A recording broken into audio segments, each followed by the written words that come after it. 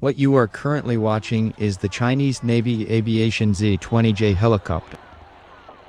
The Z-20 is a new Chinese medium-lift utility helicopter that has a similar external design to the American UH-60 Black Hawk.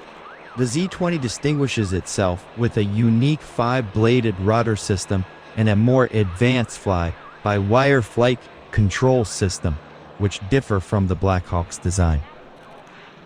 Developed by the Harbin Aircraft Industry Group, the helicopter is designed for a variety of missions, including troop transport, search and rescue, and reconnaissance, significantly enhancing the operational capabilities of the People's Liberation Army across diverse terrains and high-altitude regions.